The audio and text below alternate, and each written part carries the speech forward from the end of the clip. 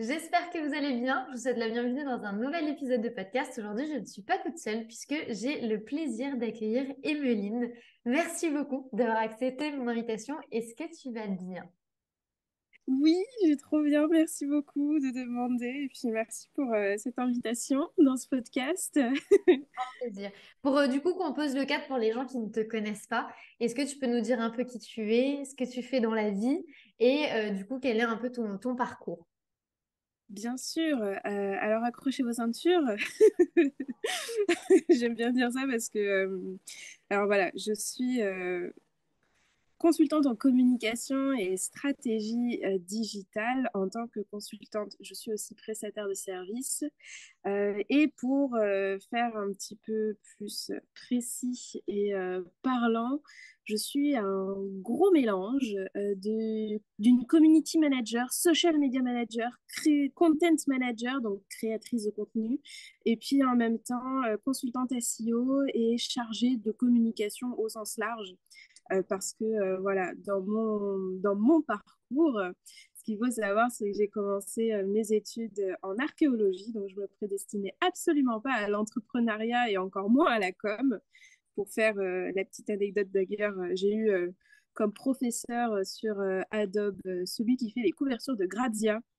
Et Ah, alors, si c'était mon grand copain, c'était aussi quelqu'un qui pleurait devant mes créations. Donc voilà, c'est dire à quel point je me prédestinais pas du tout à ça de base. Et finalement, en fait, dans mon chemin, je me suis réorientée dans les métiers de la communication orientée culture. Et en fait, c'est là que je suis tombée dans la marmite de la chefferie de projet et de la communication pour ne plus en ressortir, en tout cas pas pour le moment, parce que j'ai fini mes études dans le contexte du coup de la délicate crise sanitaire avec enfin, voilà, un contexte un peu particulier où dans la com, c'était bouché. Il n'y avait pas du tout de travail, en tout cas dans le domaine que je ciblais, moi, qui était la culture de base avec un grand C. Et finalement, j'en ai eu marre de galérer à trouver un travail. Alors, je me suis mise à mon compte. Et c'est comme ça, en fait, que mon aventure entrepreneuriale a commencé. J'y connaissais pas grand-chose, hein, faut le savoir. Je si, la seule chose que je savais, c'était comment on crée une entreprise parce que j'ai eu voilà, l'opportunité de faire deux concours de création d'entreprise quand j'étais du coup étudiante. mhm. Et le premier, c'était clairement le goal, c'était pas du tout c'était d'avoir accès en fait aux formations de ce concours de création d'entreprise qui est un moment très riche en formation. Et Mhm. c'était surtout de dormir dans la bibliothèque universitaire parce qu'en fait, ça se passait sur 24 heures. Et donc, c'était 24 heures de formation intensive et du coup, on passait la nuit dans la BU. Donc, moi, j'étais trop contente, j'étais venue pour ça. Et en fait, finalement, je n'ai pas fait que dormir. J'ai vraiment découvert un milieu fascinant qui m'a beaucoup plu et beaucoup parlé parce que je suis très chef de projet en fait.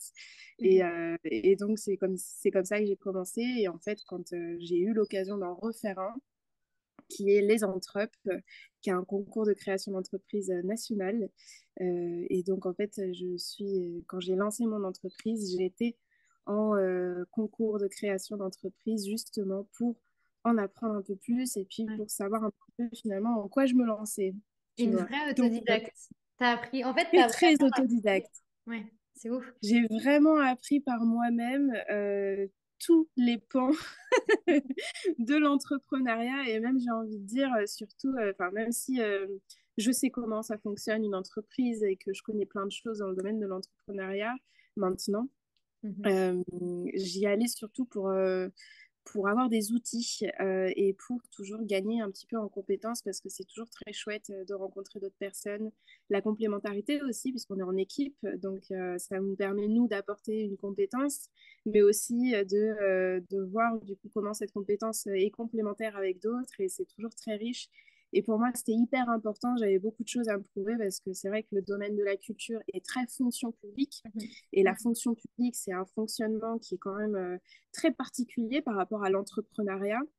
Et donc, en fait, j'avais besoin, moi, pour me rassurer quand je me suis lancée, d'avoir accès à ces outils-là, d'être au contact d'entrepreneurs, parce qu'on a des coachs qui sont entrepreneurs et qui ont leur boîte et qui viennent, d'ailleurs, qui arrivent toujours en retard parce qu'ils s'est toujours passé un truc dans leurs 30 dernières minutes de la journée. Donc, c'est très drôle et c'est très riche. Et donc, en fait, voilà, je me suis constituée ma petite boîte à outils, mon petit réseau comme ça pour commencer. Bah, c'est Donc, génial parce que ça pose bien le cadre du coup de la thématique du jour qui est vraiment de c'est ça. créer du business qui nous ressemble et être vraiment soi-même sur Internet à travers un business, à travers un contenu que l'on va créer. Et en fait, moi, j'adore quand tu dis que bah, du coup, le mec de chez Grazia, il pleurait devant tes créations.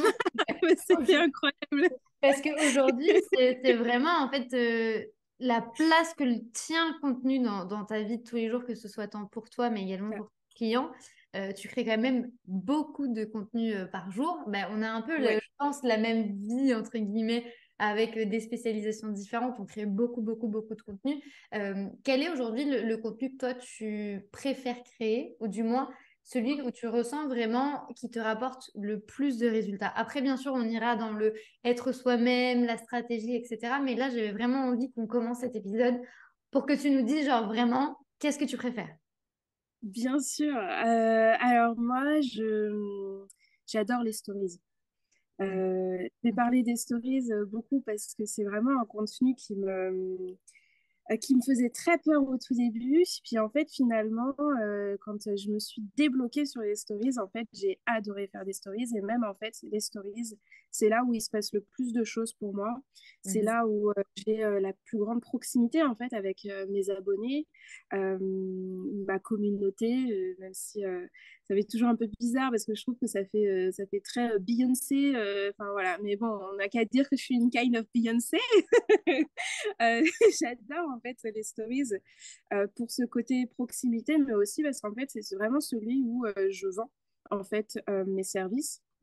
Et, euh, et même si c'est pas enfin voilà, le contenu sur lequel beaucoup de gens miseraient, moi il faut savoir que c'est celui où même avec des périodes d'inactivité au niveau de ma stratégie de contenu assez importante, les Mhm. stories m'ont permis de vivre Ouais. très clairement, en fait. La façon dont je fais des stories, la régularité que j'ai eue en stories, pour moi, c'est un contenu qui est facile et qui me permet de m'exprimer, mais aussi, en fait, de créer du dialogue, un vrai dialogue, Mhm. et derrière, de vendre, en fait. Donc, c'est vraiment... puis, enfin, je trouve qu'il y a des opportunités créatives dessus qui sont incroyables. Enfin, vraiment, moi, je me lasse pas de ce format, en fait. Ben, en fait, ça m'étonne qu'à moitié. Parce que je trouve en fait, quand on parle du fait d'être réellement soi-même en contenu, forcément, les stories, ça va être un contenu où tu vas être beaucoup plus spontané. Et malgré que tu restes quand même hyper toi-même, mais on va y venir, en fait, il y a toujours une approche stratégique, il y a toujours un C'est ça. cheminement logique, il y a toujours une réflexion derrière que moi j'adore et que je trouve hyper pertinente, surtout par rapport au support que tu vas utiliser. Et ça te permet également d'être vachement toi-même. Comment est-ce que tu fais aujourd'hui au sein du coup de tes stories, mais au sein de ton contenu, tout en étant toi-même et tout en partageant ta personnalité, à réussir à mettre des actions à succès comme ça en avant? C'est-à-dire que généralement, il y en a beaucoup qui vont dire, ben, je sais pas généralement quoi partager. Moi, c'est vrai que j'entends beaucoup le ma vie n'est pas intéressante, je n'ai rien à partager en stories, je ne sais pas quoi dire. Et toi, d'une simple salade, tu vas en faire tout un truc incroyable. Même le personnage de Monica est incroyable. Enfin, il y a plein de choses qui se passent en Le story mot. mais que j'adore, tu vois. Et il y a plein de choses que on ne se dirait pas, ça va être du contenu. Comment est-ce que Ouais. toi, tu arrives aujourd'hui à construire ce si bon contenu tout en préservant ta personnalité? Alors en fait, je pense que c'est une question qui est très difficile parce que Mm. effectivement, les gens se rendent pas compte que, enfin, il y a vraiment une question déjà de personnalité. Je sais que il y a la façon dont je me présente sur les réseaux, mais il faut savoir que dans ma vie, j'ai fait beaucoup de choses. J'ai fait du théâtre aussi. Donc, enfin, en fait, la question de la créativité chez moi, elle est assez, elle est prégnante en fait. Très clairement, j'ai une maman qui est artiste. Quand j'étais petite, j'ai touché à la céramique, au dessin, à la peinture, enfin plein de choses. J'ai fait des études d'archéologie, donc j'ai une connaissance des différents, enfin, de tout ce qui est possible en termes de technique, enfin voilà, artistique. Mhm. J'ai fait une grande, enfin, j'ai fait des études de L et j'avais une prof qui vivait ses cours. Donc, autant vous dire que les cours de théâtre, ça m'a marqué. Et en fait, je crois que d'ailleurs, il y a beaucoup de choses qui me viennent de là. Euh, je pense parfois qu'on se casse un peu trop la tête Mhm. sur justement, tiens, comment je vais faire que ce truc-là, je vais le rendre intéressant. Moi, je sais qu'à chaque fois, je vois un truc et je me dis, ah, mais tiens, mais ça me donne cette idée. Et en fait, bah, je cherche pas midi 14 heures, je vais utiliser ce truc-là, enfin, qui est un truc tout bête, mais que je sais que tout le monde va capter parce que c'est quelque chose du quotidien. Ouais. Et je pense que c'est ce côté où la simplicité fait la différence. Mhm. Je ne cherche pas spécialement à être créative. Je me Mhm. connais, je sais que je suis créative, je sais que je suis rigolote aussi, et je sais que je fonctionne beaucoup par image, et je sais d'ailleurs que les images que j'utilise sont très parlantes. Du coup, je joue là-dessus. Mais il y a des personnes qui sont très différentes et qui arrivent, en fait, qui se connaissent très bien, qui savent que elles, leur façon d'aborder les choses, c'est de telle façon, et en fait, elles vont miser sur telle façon-là. Et si elles se mettaient à faire des images comme moi, ça fonctionnerait juste pas du tout, parce que c'est pas leur truc. Je pense que c'est un format, du coup, les stories, ce qui est très intéressant pour ça, c'est que finalement, ça permet, c'est un peu un espace d'expression libre. Mhm. Et si on se connaît bien et qu'on sait exploiter finalement bah, sa personnalité slash ses compétences, Mhm. on peut en faire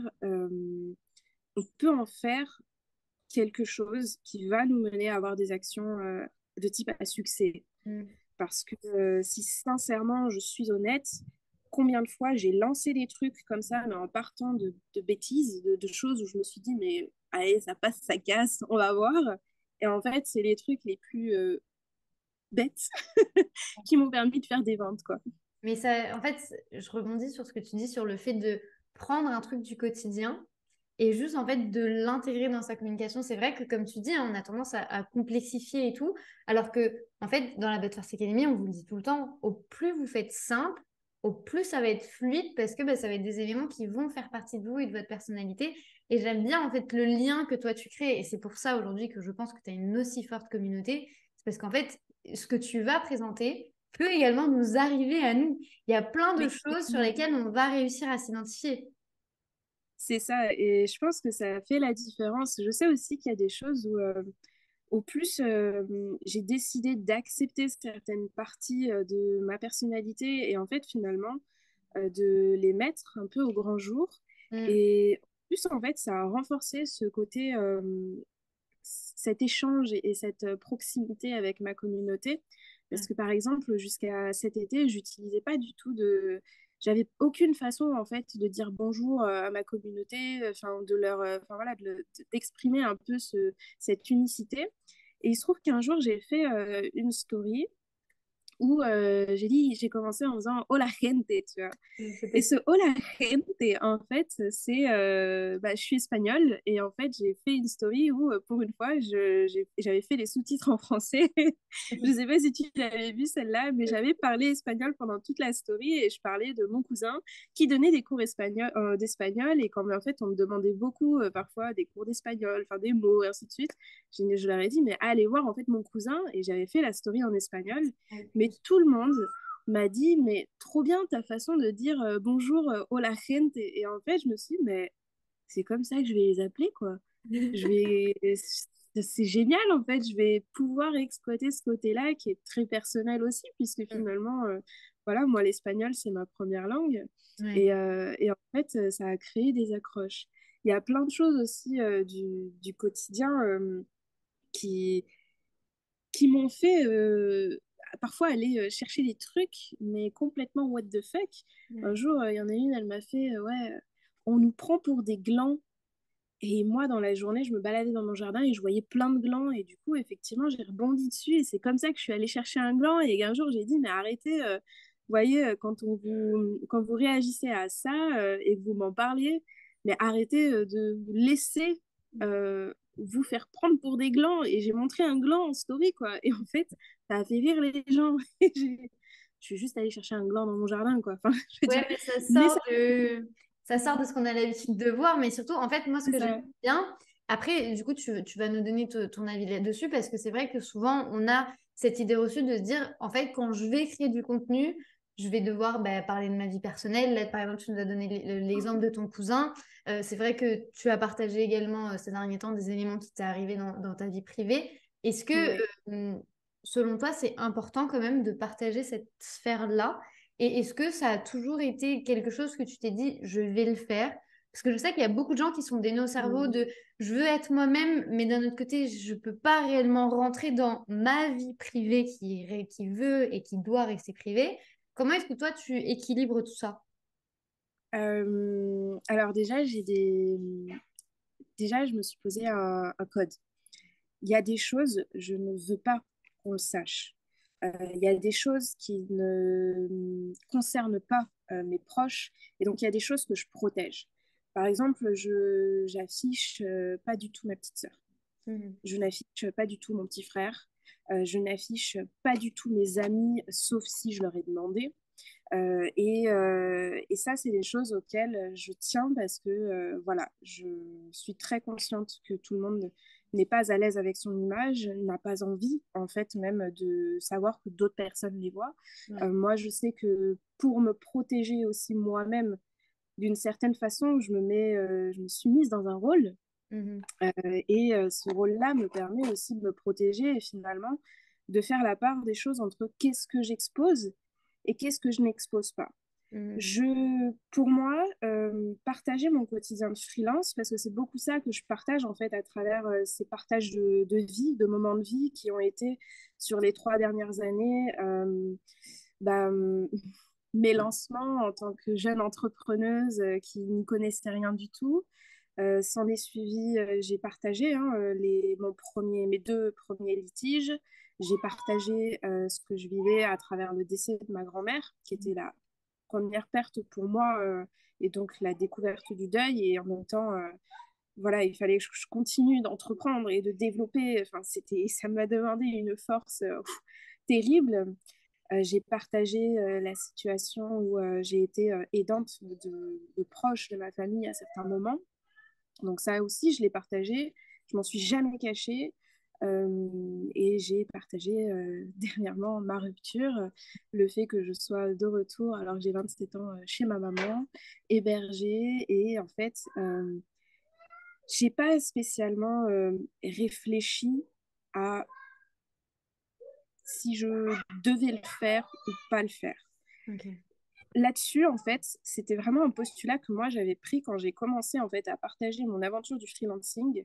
C'est que entreprendre, il y a ce côté-là, c'est génial. On est maître de sa vie, on peut développer des projets, on peut être innovant, on peut s'entourer de personnes qui vont nous apporter des choses. Enfin, vraiment, j'ai touché un peu à beaucoup de choses dans l'entrepreneuriat, y compris à travers mes relations professionnelles. Mais il y a un côté qu'on ne montre pas.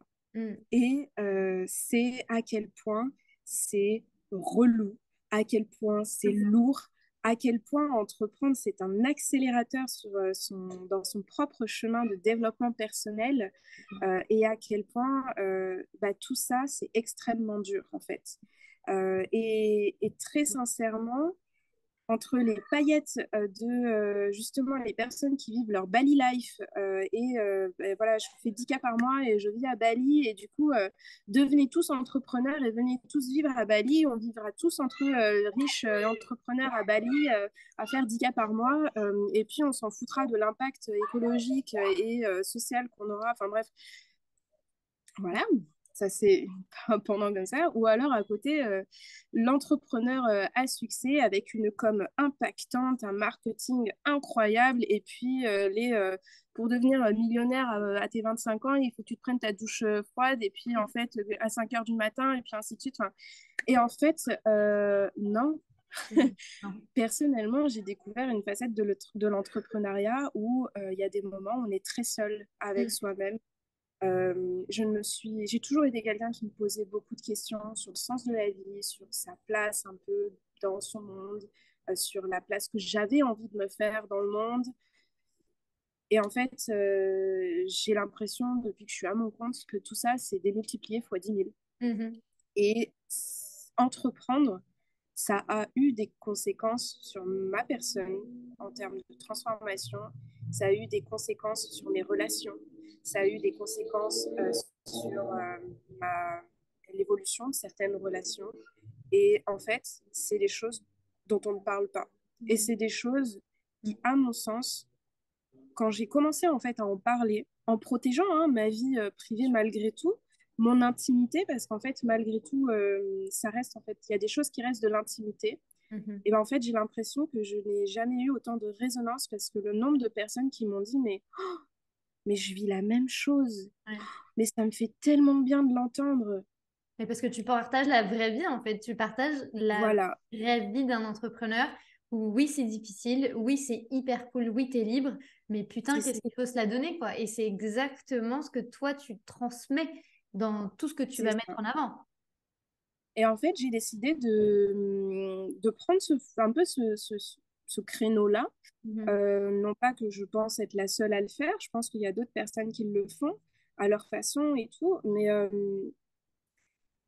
j'ai eu envie de ne pas être sur mes réseaux sociaux que pour vendre mes services. Mhm. Je vois vraiment en fait mon chemin un peu comme une aventure Mhm. et quelle aventure que l'entrepreneuriat d'ailleurs. Oui. Et en fait, je voulais vraiment que créer un vrai dialogue. Être là juste pour vendre mes offres, enfin, je veux dire, ça ne m'intéressait pas, Ouais. ça me challengeait pas, ça me- je voulais, enfin, j'aime bien l'idée qu'on crée un dialogue, j'aime bien l'idée que les personnes qui seront là sont attentives, interagissent, et puis finalement, elles m'apportent elles aussi Mhm. des choses qu'elles vivent, et finalement, on se nourrit ensemble. Et du coup, je pense que cette façon d'aborder aussi ma communication fait toute la différence, parce que je ne suis pas juste là pour vendre mes services. D'ailleurs, apparemment, je ne le fais pas assez, d'après ma clientèle. Donc voilà, mais malgré tout, cette approche-là, ça fait quand même 3 ans, presque 3 ans qu'elle me permet de vivre de mon activité. Alors pas de manière mirobolante, je ne fais pas 10 cas par mois. Voilà, Et tu restes humaine, mais tu restes humaine et tu montres la vraie vie parce que généralement, c'est vrai qu'il y en a même qui vont pouvoir dire oui, on fait 10K, etc. Et c'est loin d'être ou la réalité, ou ça peut être la réalité pour un mois, mais après, ou c'est pas consistant, ou ça c'est pas pertinent, ou ça ne dure pas dans c'est le ça. temps. Il faut vraiment faire très attention aussi à ce que l'on voit en termes de communication. Et c'est vrai que c'est pour ça, en fait, que je pense, et j'en suis entièrement convaincue, puisque ben, moi, j'ai aussi une déformation professionnelle qui fait que il y a une connexion qui se crée avec le contenu et c'est vrai que c'est très vrai en fait tout ce que tu mets en avant et même si c'est pas mirobolant, même si ça met pas des paillettes devant les yeux, c'est juste en fait la vraie vie Là, et c'est exactement ce que toi tu fais au quotidien. Tu es juste toi et tu partages des éléments que tu souhaites, que tu mets en lien avec l'entrepreneuriat et je trouve que c'est très bien fait. Merci déjà, moi j'en profite pour te dire merci de le faire parce que c'est à mon sens l'un des messages les plus importants. Je pense que je ne m'attendais pas, en créant la But First Academy, à faire face à autant de profils qui me disent je ne pensais pas que c'était aussi difficile. Je ne ouais, pensais pas que créer du contenu, ça s'apprenait. Je ne pensais pas que juste en fait être sur Canva et faire deux, trois trucs, ben, au final, c'était peut-être pas la bonne approche à adopter et qu'il fallait aussi une stratégie derrière. Et montrer la vraie vie, ça secoue aussi les gens de ben, il y a du travail derrière. Euh, Est-ce que le fait d'être aussi vrai, et d'être aussi cash dans la vraie vie, est-ce que tu ressens que ça développe plus de côté un petit peu plus négatif? Est-ce que tu n'as pas peur du jugement? Tu n'as pas peur des critiques? Parce que c'est vrai que, mine de rien, je vous invite quand même à aller voir le compte d'Emeline qui a une énergie de dingue. Mais Emeline va vous poster une story où elle va danser dans son salon et c'est normal sur du Shakira et c'est OK. Et du coup, moi, c'est ça que j'aime. Cette non-réflexion derrière quand même une réflexion que je ouais. comprends moi de mon côté. Est-ce que tu n'as pas peur de recevoir des critiques ou même, tu vois, que juste tout simplement qu'on te dise, mais c'est pas pro. Tu vois, en fait, moi, quand je me mets à mon niveau et que je vois que je publie dans la Butterfly Academy des mèmes et qu'on arrive à me dire que ce n'est pas pro, j'ose imaginer ce que toi tu reçois quand tu danses dans ton salon sur du Shakira à fond, qu'on te dise t'es pas professionnel. Est-ce que tu sens qu'il y a quelque chose ici qui se développe ou pas du tout et c'est très bienveillant à chaque fois?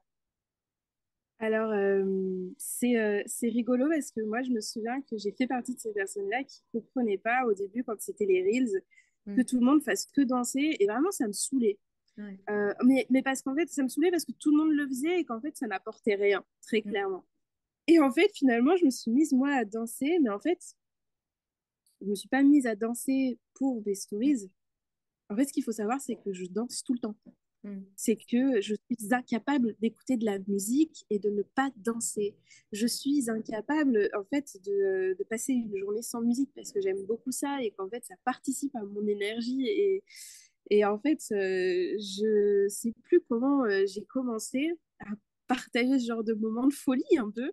C'est un peu comme les chats qui ont leur quart d'heure de folie, quoi. Ben moi, j'ai mon quart d'heure Shakira, quoi. Il y a des moments, c'est mon quart d'heure Beyoncé, il y a des moments, c'est mon quart d'heure Ed Sheeran. Et en fait, c'est vraiment un truc où, sur le coup, je me dis surtout, waouh, les copains du lycée qui ont trouvé mon compte pro et qui me suivent. D'ailleurs, de temps en temps, je leur mets une petite joke, je leur mets une petite main, je mets coucou les copains du lycée dans mes stories directement parce que je le vois bien, Ouais. notamment mes ex qui sont là, qui me suivent et je dis coucou, voilà. Et ça me fait rire en fait parce que je me dis, mais eux, mais qu'est-ce qu'ils doivent penser? Et ben figure-toi d'ailleurs que en fait, c'est très drôle parce que ces copains du lycée, ils m'envoient des gens. Ah ouais, c'est fou. Dingue. J'ai justement ouais, des personnes qui disent ah bah c'est un tel qui m'a dit que tu étais à ton compte et en fait je le connais et donc du coup bah, je te suis et en fait j'adore ce que tu fais, enfin, c'est trop cool. Et en fait au début j'avais très très peur justement du jugement, c'est quelque chose où en fait j'ai décidé de m'en foutre. Ouais. Je suis désolée pour le mot, Ah non, mais mais t'as raison. en fait, je me rends compte que quand on vient d'un milieu très institutionnel, enfin, voilà, moi j'arrive de la culture, donc effectivement, il y a une prestance à avoir, et ce qui a beaucoup conditionné aussi ma façon, moi, de m'exprimer. Je sais que je suis excellente en relations presse. Je suis aussi très bonne dans tout ce qui est relations institutionnelles. Ça, c'est pas du tout des choses que je mets en avant dans ma communication. Mhm. Mais j'ai été chargée de projet UNESCO et je me suis déjà pris dans la gueule d'être trop souriante, trop charmante, trop. Enfin, et en fait, bah, fuck. Ouais. De ouf. Désolée, mais mon travail et ma personnalité ne sont pas liés. Ma Mm. personnalité ne reflète pas mon travail et mon travail, Mm. alors quand c'est pour moi, effectivement, il reflète ma personnalité, mais quand ça n'est pas pour moi, il reflète surtout l'intérêt et l'objectif du travail, pas ma personnalité. De Et ouf. donc, moi, je suis très claire là-dessus. J'ai eu un moment où, oui, je me suis posé la question de qu'est-ce qu'on allait penser, de qu'est-ce qu'allaient penser même mes copines. Mm. Finalement, j'ai décidé de m'en foutre. Et quand j'ai décidé de vraiment me dire, bah, de toute façon, c'est pas eux qui décident Mm. ce que je vais faire ou pas. Et puis de toute façon, visiblement, dans ma communauté, on aimait bien ce côté où finalement, bah, je montrais ouais, qui j'étais au quotidien, quoi. Ouais. Et même, j'ai eu des personnes qui m'ont rencontrée en vrai et donc avec qui aujourd'hui, j'ai des super amitiés en dehors d'Instagram, mais qui ont commencé par ah, tiens, on habite pas loin, faudrait qu'on se capte. Et ces personnes-là m'ont dit, mais c'est incroyable, j'avais très peur en te rencontrant d'être déçue par Mm. rapport à l'image que tu donnes de toi. Et en fait, pas du tout. Tu es fidèle à toi-même. C'est-à-dire que l'après-midi, il faut le savoir, on était à Aix-en-Provence. Dans l'après-midi, on a croisé une bande de Brésiliens avec des batucadas. Ah, j'adore. J'adore les batucadas.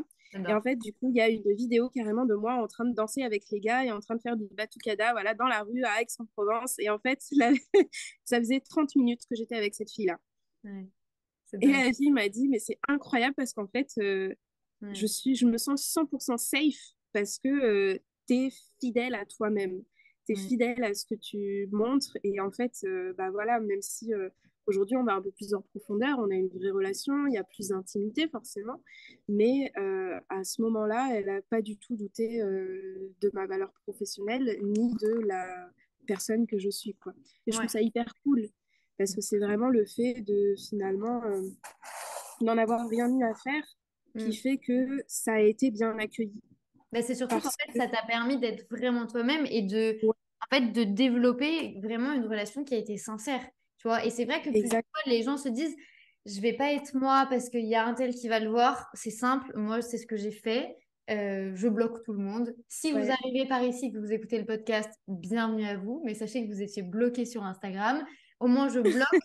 Et puis, même au pire des cas, parce que c'est déjà arrivé que des gens trouvent mon projet, il faut savoir que moi, je l'ai caché pendant très, très, très, très, très longtemps, même à mes parents. J'avais honte, limite.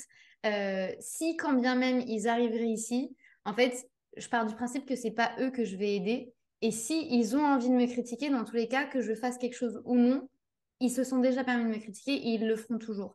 Partez toujours du principe que, et ça résonne beaucoup dans ce que tu dis, parce que Ouais. si la personne te critique et si la personne va parler mal de ce que tu es en train de développer, c'est que probablement elle n'a jamais eu le courage de faire mais un quart de tous les éléments que tu as fait. Exactement. Donc en Ce qui est fait, hyper mythe. intéressant, ouais, et ce qui est hyper intéressant aussi, c'est qu'en fait, finalement, la critique, moi, j'avais décidé que la critique, on critique tous.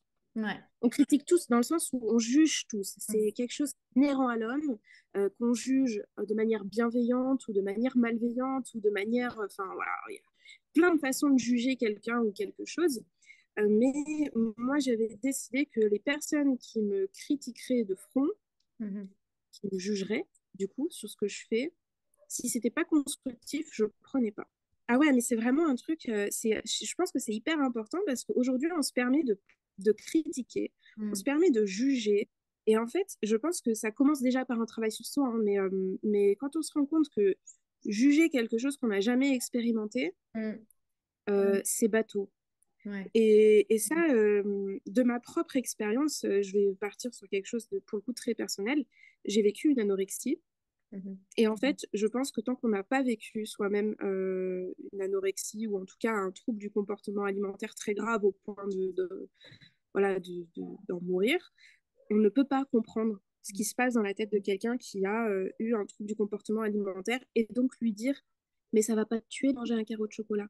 Ouais, de ouf. Et ben en fait, c'est une forme de jugement qui, à mon sens, n'est pas valide Mm. parce que on ne sait pas psychologiquement, physiquement, comment ça se passe en fait pour la personne et donc on ne devrait pas même oser ouvrir la bouche d'une certaine Ouais, façon. de Il y ouf. a vraiment quelque chose, il y a vraiment et je pense que c'est hyper important dans sa posture de savoir accueillir les critiques quand elles Mhm. sont constructives, mais aussi savoir faire la part des choses et se dire, OK, bah, un tel, il pense ça de comment je communique sur Instagram, etc. Mais finalement, est-ce que cette personne, est-ce qu'elle le fait, elle? Est-ce qu'elle oserait le faire? Est-ce qu'elle arriverait à le faire? Est-ce Mhm. qu'elle arriverait finalement elle-même à appliquer ce qu'elle me reproche? Ouais, Enfin, à ne pas appliquer ce qu'elle me reproche, alors que, enfin, je veux dire, elle n'a pas toutes les cartes en main. de ouf. Elle n'a pas du tout connaissance de ce que c'est que l'algorithme d'Instagram. Elle n'a pas du tout connaissance de ce que c'est que la difficulté de créer un contenu visuellement qualitatif. Elle Mm. ne connaît pas non plus la complexité de créer un contenu avec un fond qualitatif. Enfin, finalement, il y a plein de choses comme ça qu'elle n'a pas appris, qu'elle ne connaît pas. Et donc, bah oui, pour elle, la critique, c'est facile. Ouais. Mais quand on a quelqu'un, par contre, qui est à peu près au même niveau, dans le même métier, qui Mm. va se permettre une critique, qu'est-ce que vient me dire cette critique? Est-ce que c'est une critique plutôt de type ah, je suis jaloux parce que moi, j'arrive pas à? Ouais, c'est possible, hein, il y en a qui. Enfin voilà, on est humain. Et est-ce que c'est pas plutôt une critique en mode écoute, je pense que tu peux faire mieux encore? Ouais, de ouf. Mais c'est Pour cette moi, il y a question-là, en un- fait, en fait, vu que tu te remets constamment en question par rapport aux éléments que tu vas accueillir dans ta communication et dans les messages que tu vas recevoir, ça te permet vraiment d'évoluer jusqu'à, en fait, même en devenir hyper stratégique. Puisque au fil de tout, tu as été tellement toi-même sur Instagram, tu as été tellement toi-même au sein de ton contenu que les gens te font tellement confiance que tu as développé une offre aujourd'hui main dans la main avec ton audience, puisque ben, tu as développé du coup la masterclass qui est payante, mais main dans la main avec eux. Ouais. Quel a été du coup ce processus-là? À partir de quel moment tu as compris que les gens avaient besoin de toi? Est-ce que c'était un message qui a fait OK les gars, on va parler de ça? Ou est-ce que vraiment ça s'est joué sur la répétition? Est-ce que c'était sur un coup de tête? Comment ça s'est passé toute la stratégie? En fait, il y a quelque chose que on m'a souvent demandé. c'est tes stories elles sont trop belles, j'arrive pas à faire tel et tel effet, comment tu fais? Et flemme de faire des tutos. Puis surtout, en fait, je leur disais, mais faire une belle story, ça va pas t'aider à vendre. Mm. Ça va, ok, ça va gonfler ton ego parce que ta story sera belle. Ouais, de ouf. Mais pour moi, il y avait vraiment ce côté, je veux bien vous faire des tutos, les gars, mais en fait, ça va pas du tout vous faire vendre. Enfin, je pense qu'on le voit si vous visitez mon compte, hein, je le dis à voix haute, mais d'ailleurs, j'en avais fait un post un jour sur pourquoi vous ne verrez jamais de tutos sur mon compte Instagram. Parce qu'en fait, je ne fais pas de tutos pour la simple et bonne raison que les tutos, oui, ok, ça peut driver du monde sur mon compte, quoique c'est pas spécialement vrai. Euh, mais en fait, ça ne sert à rien. Et moi, ce qui m'intéresse, c'est que vous construisiez votre stratégie de communication et que vous soyez à l'aise avec vos stratégies de communication. Pas que vous vous pourrissiez les idées avec tel tuto qui va me permettre de faire tel effet dans ma stories, etc. Non, moi, je m'en fous. Moi, je veux que vous fassiez des stories pour vendre. Point. Mais je me rendais bien compte que mes stories, elles plaisaient à la fois dans leur construction en termes stratégiques, comment est-ce que finalement j'amène un sujet, comment est-ce que je débat autour d'un sujet, comment est-ce que je crée de la relation avec un sujet, et finalement comment je vends à travers mes stories. Mais aussi, bah, faut le dire, elles sont canon, visuellement parlant. Voilà, donc j'ai usé, j'ai fait des stories sous tous les formats. J'ai bien conscience qu'elles ont ce côté créatif-là et que ça accroche l'œil. Hein, on va pas se mentir, ça fait aussi son Mm. effet.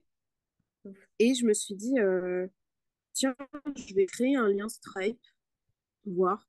Je vais mettre les trois premières qui s'inscrivent, enfin, pas les trois premières, mais les personnes qui s'inscrivent dans les 3 premiers jours à un atelier. J'attendais 8 inscriptions maximum. Hein. Je crée ce lien et je me dis, les personnes qui s'inscrivent, elles ont 3 jours, elles ont 50% sur l'atelier qui coûtait 45 euros. J'ai eu 45 inscrites. Ah oui, quand même. Et là, je me suis remise en question. Là, je me suis dit, oh, well, shit. Il y a du monde. Euh, donc, j'étais censée faire un atelier, donc quelque chose qui était plutôt interactif. Je m'étais dit, bah alors là, avec 45 personnes, ça va être compliqué. Je savais même pas si c'est parce que j'utilise Google Meet, donc je savais même pas si mon Google Meet allait me permettre d'avoir autant de personnes. Donc, j'étais en mode, oh là là, ok, bon, génial, j'ai 2 semaines pour préparer tout ça, ça va être le feu. Et en fait, j'ai créé une classe, du coup, où il y avait un petit sondage, bien sûr, à l'inscription, où chacune pouvait me poser enfin, voilà, ses attentes vis-à-vis de cette masterclass-là, parce que pour moi, c'est quelque chose qui est hyper important, que les personnes puissent me signifier leurs attentes, Ouais. parce que je ne construis pas une offre pour la vendre, je construis une offre pour qu'elle aide. Et à mon sens, du coup, ça fait toute la différence parce que Mm.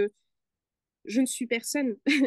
Je suis une entrepreneuse, je suis une professionnelle, mais si c'est pas pour construire une solution, je vois pas pourquoi je suis là en fait. Ouais, Et j'adore. donc, pour moi, une solution, il faut qu'elle trouve son problème. Mm. Donc, même s'il y a une thématique, je me dis que s'il y a une thématique, les personnes viennent chercher quelque chose par rapport à cette thématique. Qu'est-ce qu'elles viennent chercher? C'est ça qui m'intéresse. Et donc, je leur pose des questions et en fait, je me rends compte qu'il y a un gros problème et que le côté visuel de je vais t'apprendre à faire des belles stories, c'est de la surface. Mm. Vraiment, aucune des réponses de ce questionnaire ne venait chercher des belles stories. Mm. On venait chercher comment construire des stories qui vendent. Ouais. Et alors là, ce qui a été hyper intéressant, c'est que je sais que je suis très bonne vendeuse. Je sais que je serais capable de vendre une boîte de sardines au milieu d'une usine de chocolat. Mais vraiment, je le sais. Et d'ailleurs, je pense que la culture, ça a été le meilleur terrain d'entraînement pour moi là-dessus, parce qu'en fait, dans la culture, il faut savoir, on ne vend rien. Ouais. On ne vend rien, on vend du rêve. On vous vend de la culture, on vous vend une identification culturelle, on vous vend en fait du rêve. On vous vend de la poussière, quoi. Quand vous allez voir un musée d'archéologie, c'est quoi? C'est de la poussière, vous pouvez pas le ramener chez vous. Enfin, sinon, moi, ça ferait longtemps que le Mona Lisa, il serait chez moi. Hein. Voilà. Mais très clairement, et pourtant, il n'y a pas une baisse significative de la fréquentation des musées. Mm. ou des lieux culturels. Pourquoi? Parce qu'on sait les dynamiser et parce qu'en fait, on sait finalement créer une valeur, une expérience qui a de la valeur aux yeux des personnes qui viennent dans ces lieux-là. Et donc, je peux vendre n'importe quoi. Mais ça m'a beaucoup questionné sur ma méthode de vente. Et j'ai commencé en fait à analyser qu'est-ce que je mettais en place moi dans ma stratégie de vente. Donc ça a été hyper intéressant même pour moi parce que la construction de cette offre, du coup, m'a permis d'analyser mon propre processus de vente. Je me suis aussi acheté un livre sur la vente et sur les techniques de vente pour vraiment mieux décortiquer et mieux théoriser mon propre processus. Parce que bon, si j'ai appris à vendre toute seule, sans vraiment grande théorie et sans stratégie et technique propre mobilisée, si je sais vendre, en fait, je me suis rendu compte que j'avais jamais théorisé, j'étais jamais partie de théorie, quoi. J'étais plutôt partie de choses que j'ai appliquées, testées sur le terrain. Et en fait, j'ai analysé et théorisé mon propre processus de vente. Et c'est ça que je donne dans cette masterclass-là. Parce qu'en fait, je suis partie sur l'idée qu'il fallait qu'elles aient des notions sur le réseau social qu'elles investissaient, parce que finalement, elles ne le connaissaient pas du tout. C'était ce qui ressortait de ce questionnaire-là. Donc, elles étaient perdues sur plein de choses, notamment tout ce qui est comment on optimise finalement son utilisation d'Instagram. Et ça, pour moi, c'était pas possible. Enfin, je veux dire, il faut commencer par la base si on veut pouvoir vendre en stories. Donc, revoyons la base. Beaucoup avaient énormément d'appréhension sur la vente. Donc, il y avait beaucoup de choses qui ressortaient sur je sais pas vendre, voilà, vendre, j'ai pas envie, mais du coup, il faut bien que je vende. Enfin, donc, du coup, on va faire un gros récapitulatif sur la vente. Qu'est-ce que c'est que la vente? Qu'est-ce que c'est que de vendre? Est-ce que vendre c'est bien, c'est mal? Enfin, finalement, quand on va acheter son beurre, le beurre, il nous demande pas, la caissière nous demande pas si, se demande pas si c'est bien ou mal de nous vendre le beurre, hein. Enfin, je veux dire, elle le vend, quoi. Donc, finalement, est-ce qu'on réchigne pour autant, Mm. nous-mêmes, à payer les choses? Donc, finalement, revoir un petit peu son rapport, finalement, à la vente. J'ai Mhm. fait un gros, quand même, récap sur la théorie un peu de la vente et surtout ma théorie. Donc, comment, finalement, cette théorie de la vente, ce processus de vente, il est applicable aux stories. C'est hyper intéressant. Donc, j'ai vraiment construit cette offre-là en partant des personnes qui se sont inscrites. Et en fait, ça a été, je pense, la solution gagnante. À la fin, je fais une démo d'ailleurs de comment utiliser les stories et comment en faire quelque chose de plus joli. Mais en construisant une stories, je montre l'essentiel des techniques que j'utilise. Et en fait, c'est un gros, effectivement, déblocage parce que les personnes se rendent compte de tout ce qui est possible en termes de processus créatif. Mm. Mais ce qu'elles pigent surtout, c'est comment construire leur propre trame de vente. Ouais, Et c'est du coup, hyper intéressant. comment à la fin les pimper. Parce que vraiment, les pimper, faire des jolies stories, c'est la cerise sur le gâteau. Mais c'est marrant Et parce que c'est tu arrives vraiment à, en fait, même dans ton offre que tu vas construire sur la base des personnes, en fait, tu es toujours tourné vers ma personnalité, comment est-ce que je l'aurais mis, réfléchir à ouais, comment toi tu le fais. Donc, en fait, on revient vraiment toujours à ton centre, mais qui est tourné vers les autres. Et j'aime bien quand tu dis, genre, on a peur de vendre. C'est vrai que généralement, il y a des gens qui disent, mais je vais être moi-même, mais on va pas m'aimer. J'ai peur de vendre, je sais pas quoi vendre. Et en fait, tu le signifies très bien, mais à partir du moment où vous avez une offre, que vous savez qu'elle va marcher pour votre audience, vous allez adorer vendre. Moi, je suis dans une phase de la But First Academy où j'adore vendre parce que je sais que mes offres ont été construites justement, comme tu l'expliquais très bien, hein, en fonction des besoins de l'audience. Il faut écouter ce qui se passe autour de vous, tout en respectant qui vous êtes, mais écouter. Est-ce que aujourd'hui, cette masterclass est encore accessible et encore disponible à l'avance? oui, elle est encore accessible et je pense qu'elle le restera longtemps. Peut-être que je referai d'ailleurs j'y ai déjà pensé hein, en faire une version où je suis. Enfin, elle dure 4 heures quand même, il faut le savoir. Donc voilà, d'ailleurs, ma stagiaire l'a overwatché hier. Donc elle a pris une après-midi et elle m'a dit waouh, j'ai autant appris que en une année de BTS. Ah, génial. Donc j'ai trouvé ça très cool, très flatteur, hein, je vous cache pas que voilà. Mais c'est ouais, c'est quand même une offre. J'avais pas spécialement prévu de la ressortir du placard. j'ai voulu la ressortir comme ça pour la rentrée en mode petite offre, comme ça, que je vendais un petit peu comme un pain au chocolat.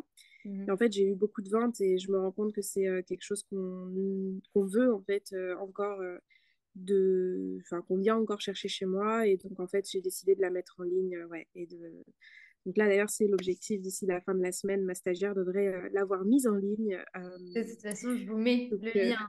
Je vous aurai le lien juste en dessous de cet épisode de podcast pour aller découvrir vraiment l'approche d'Emeline, le fait de mettre en avant sa personnalité, de créer des bonnes stories et pas que d'avoir du visuel, mais vraiment d'avoir la stratégie. Vous le savez, c'est mon préféré au sein de la But First Academy. La stratégie, les gars. Ne publiez pas juste pour publier, ça ne sert à rien, c'est une perte de temps. De toute façon, je vous mets tout. Juste en dessous, vous pouvez également aller voir les stories et le contenu d'Emeline. Je pense que ça va vraiment être une vraie bonne base d'inspiration pour vous. Merci beaucoup en tout cas, Emeline, pour toute cette valeur et d'avoir été aussi transparente et honnête au sein de cet épisode de podcast. C'était un vrai plaisir. Bah, merci à toi, Marine, parce que bon, depuis le temps quand même que je te suivais à distance et tout, c'est quand même, c'est toujours un truc, ouais, je sais pas, mais je me souviens encore de quand tu m'as contactée et j'étais en mode, mais moi? Donc c'est avec grand plaisir. J'aime beaucoup parler de tout ça. Je trouve que c'est un beau cheminement que l'entrepreneuriat. Donc si mon parcours finalement, qui à mon sens est juste celui d'une petite meuf de 23 ans qui s'est lancée sans trop rien comprendre, c'est grandissant. Mm. Je pense que, il y a de la richesse ailleurs que dans les 10K à Bali. Donc, profitons de cette richesse qui est celle de l'entrepreneuriat, que ce soit à travers les rencontres, à travers ce qu'on peut créer, apporter au monde et finalement construire ensemble un monde meilleur et puis avec plus de respect et de fun. Vraiment. Merci beaucoup. En tout cas, vraiment, je renforce ce que tu es en train de dire, mais les 10 cas par mois à Bali, les gars, on oublie et on va vers le vrai. Donc, allez voir le contenu d'Emeline, vous verrez enfin du vrai dans l'entrepreneuriat.